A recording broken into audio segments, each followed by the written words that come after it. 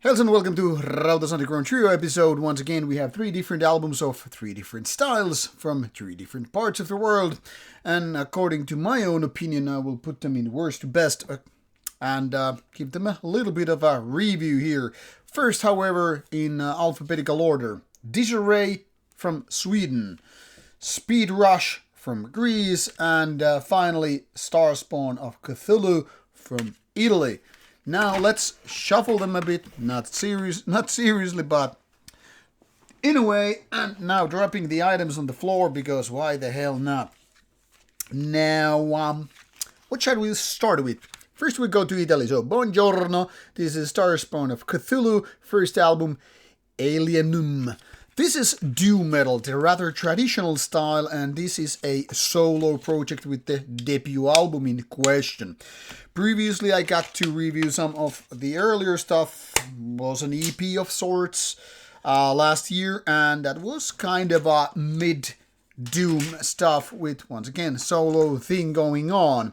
And the same thing continues with the debut album. This is 30 minutes and 10 some of doom metal with Cthulhu themes. Those know what it means who have read ever any kind of H.P. Lovecraft stuff. So, horrors from space and beyond, and this is how it is. One-man project, here it is, a young man in question, 25 of age, doing traditional doom. Now, this sounds like it was done with a drum machine. A rather good one though, but there is a little bit of a less dynamic approach to the whole music. And riff-wise, this is just like going back to very, very basics. Throughout the whole 30 minutes plus, this is just going its very, very mid-tempo parts. Not exactly super slow doom, but definitely on that classical doom take of things, which means also clean vocals. Now, that is going to be a dividing element here, because for some people it probably sounds very bold, courageous, and, strong approach.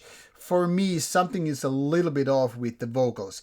It's not like so much that the voice is bad, that there's no skill to, sing the songs, but there's something that is a little bit off for me.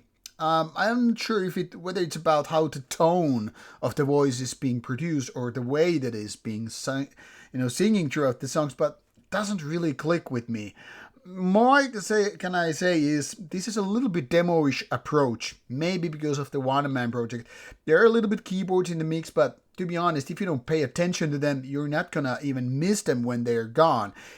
They're more like a fine seasoning in the kind of a food that you're like, hey, it's nice that you have this turmeric here, but if it's removed, would you even notice? Work in process so far, progress in so far, so not exactly great yet, but maybe coming years. What it really would need, in my opinion, would be maybe more members to go with rather than live only. Then we go to Greece with Speedrush. Technically speaking, this is old school speed thrash metal, or at least according to Metal Archives and all that stuff.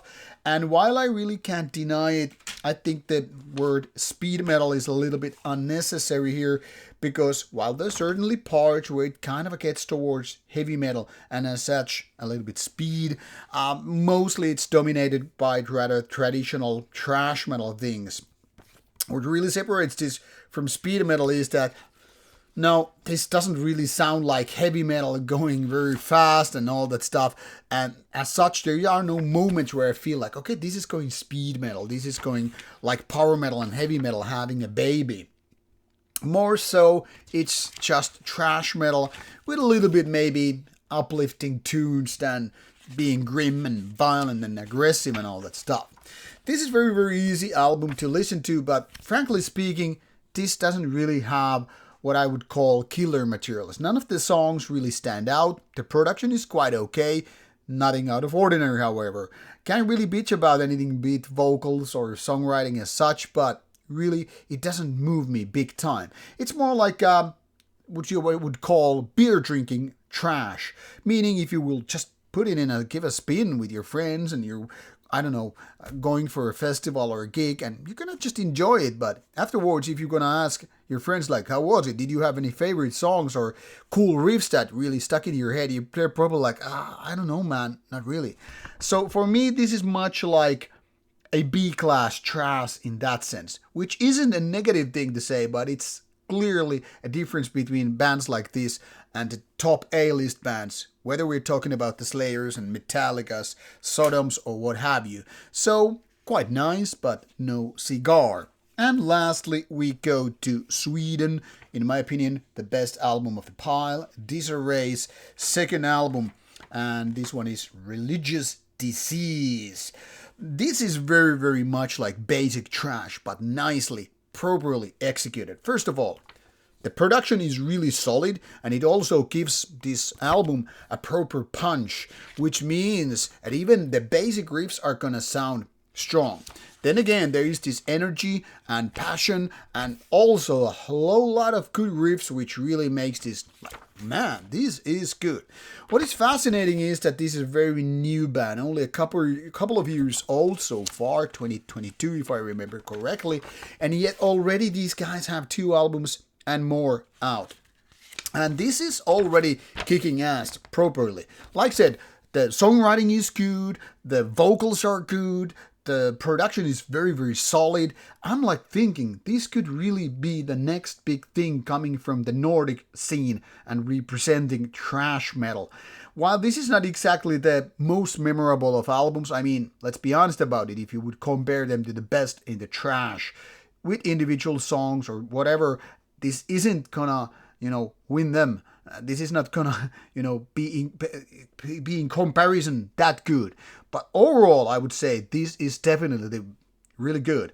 If only this would have the so-called hit songs, be it like, the Altars of Sacrifice or the Ride the Lightnings, or you could just drop a lot of names here to go with. If only this had some of these songs, and this would really be a fucking A-list band. Now it's on its way there, as long as the band can keep its momentum going on and write that stuff. I'm now personally looking forward to see these guys live, because this is actually, if not the best, one of the best thrash metal albums throughout the year. Can't say there are too many now that I'm thinking of. I'm thinking like most of my favorite albums this year are just death and black metal. So not really good thrash metal come out too often these days. So when you have something, you're gonna keep your eyes and ears peeled for it. So this is it. Check out the links provided in the description box for information and the music. Obviously, there are Bandcamp links and social media pages, as well as Metal Archive site links. So give them a go, and I hope you enjoy them. Now, off you go. Bye-bye.